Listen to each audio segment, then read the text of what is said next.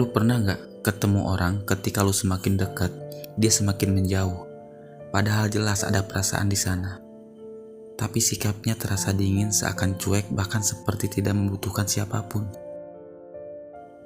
Itulah yang disebut avoidant attachment style, gaya ketertarikan menghindar. Orang yang lu cintai dengan tipe ini, sebenarnya dia punya perasaan. Hanya saja di dalam dirinya ada ketakutan besar, takut kehilangan kendali, takut merasa terikat, takut kebebasannya hilang. Menghadapi orang dengan pola ini bisa sangat melelahkan.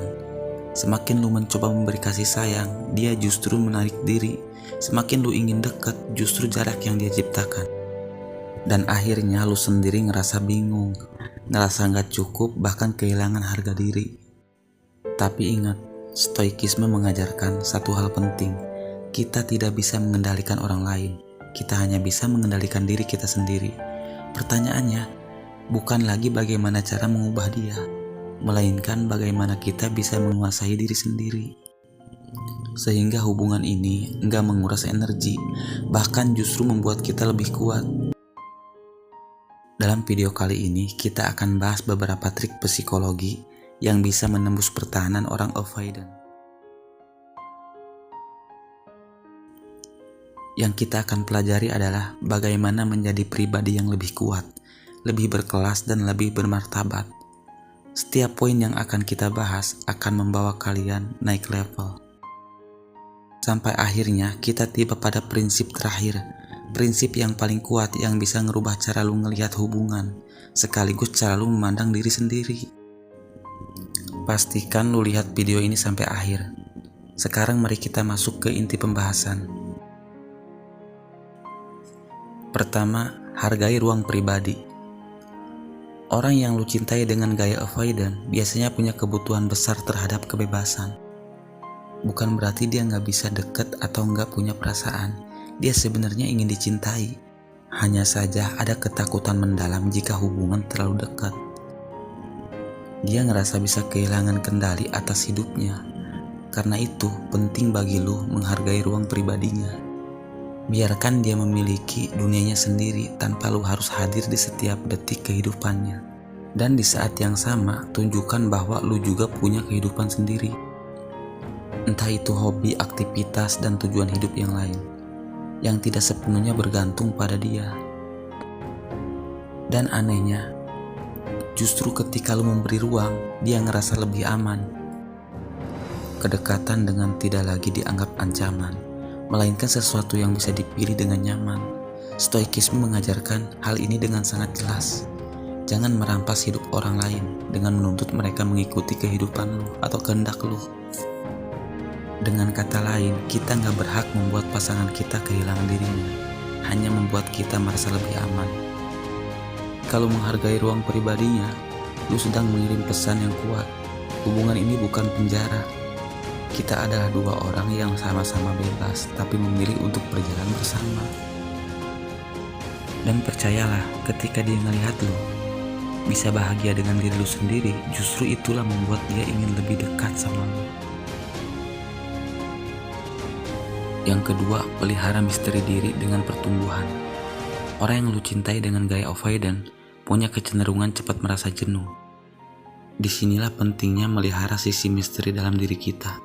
Tapi hati-hati, misteri di sini bukan berarti lu pura-pura jadi orang lain. Misteri sejati muncul ketika lu terus tumbuh, terus belajar menemukan hal-hal baru dalam diri lu sendiri. Misalnya lu mengembangkan hobi baru, mengeksplorasi pemikiran yang berbeda, atau mencoba pengalaman yang belum pernah melakukan sebelumnya.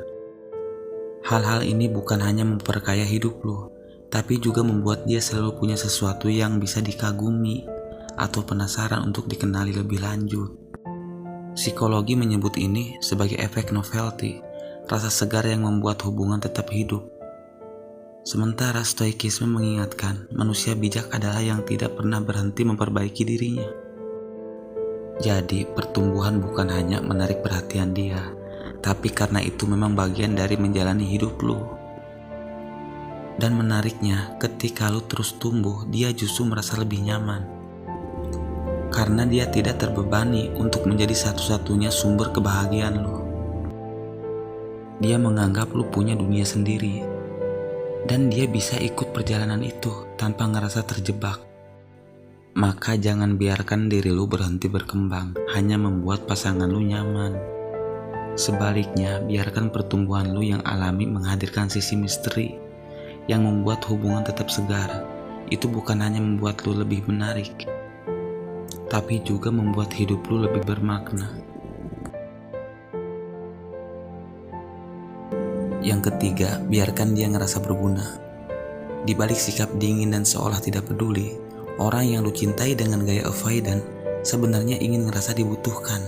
Dia ingin ngerasa berharga, tapi dengan cara yang tidak membuatnya kehilangan kebebasan. Seringkali dia terlihat sangat mandiri, seakan tidak butuh siapapun. Padahal jauh di dalam hatinya, berkeinginan untuk diakui.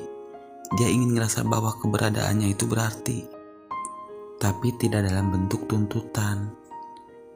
Yang berat di sini lalu bisa memberi ruang yang tepat. Sesekali mintalah pendapatnya, biarkan dia membantu dalam hal-hal kecil yang sebenarnya lu bisa lakuin sendiri, atau tunjukkan bahwa lu hargai kemampuannya dalam bidang tertentu. Hal-hal sederhana ini punya dampak besar, karena lewat momen seperti itu, dia bisa menunjukkan kepedulian tanpa merasa terkekang. Dia bisa hadir sebagai seseorang yang penting tanpa terbebani harus mengurus lu setiap saat. Stoikisme menyebut hal ini sebagai simpatia. Kesadaran bahwa kita saling terhubung, saling memberi kontribusi, tapi tidak bergantung secara berlebihan. Hubungan yang sehat bukan berarti kita tidak pernah saling membutuhkan satu sama lain, melainkan kita tahu kapan harus berdiri sendiri dan kapan memberi ruang. Dengan cara lu memberi ruang, lu sedang membuka jalan bagi hubungan yang lebih seimbang. Dia pun gak ngerasa terperangkap, dan lu pun tetap menunjukkan kemandirian. Dan seringkali justru saat dia merasa diakui tanpa dipaksa, tembok pertahanannya mulai runtuh.